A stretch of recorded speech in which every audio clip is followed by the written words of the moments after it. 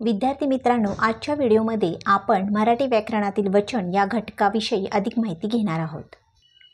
सर्वात प्रथम आपण वचन म्हणजे काय ते पाहू। तर वचन म्हणजे नामाच्या ठिकाणी वस्तू एक आहे की अनेक आहेत ही संख्या सुचविण्याच्या गुणधर्मास वचन म्हणतात। या वचनाचे प्रामुख्याने दोन प्रकार पडतात। पहिला प्रकार आहे तो म्हणजे एक वचन आणि दुसरा प्रकार आहे तो म्हणजे अनेक वचन।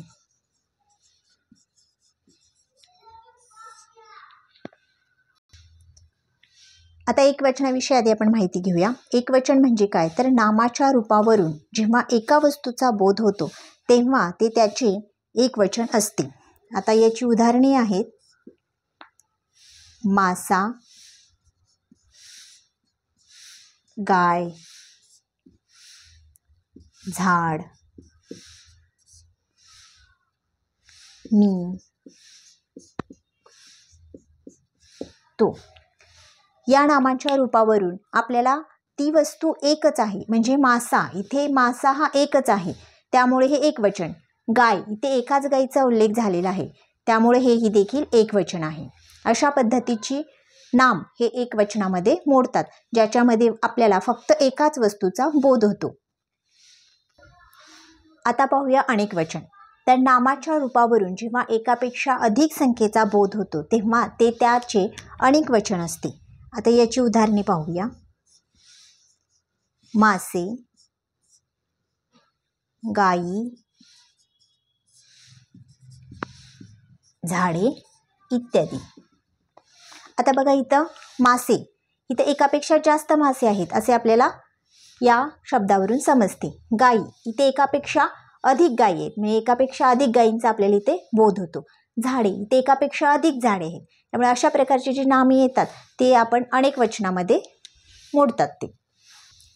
तर आपण पाहिले की एक वचन आणि अनेक वचन म्हणजे काय याच्या नावामध्येच आहे। एक वचन म्हणजेच त्याच्यामध्ये आपल्याला एकच संख्येचा बोध होतो किंवा ती वस्तू एकच असल्याचा बोध होतो, आणि अनेक वचन म्हणजे त्याच्यामध्ये एकापेक्षा जास्त संख्येचा बोध आपल्याला होतो, त्याला आपण अनेक वचन म्हणतो। तर आता आपण काही असे नाम पाहणार आहोत ज्याचे आपण एक वचनाचे अनेक वचनामध्ये रूपांतर करणार आहोत।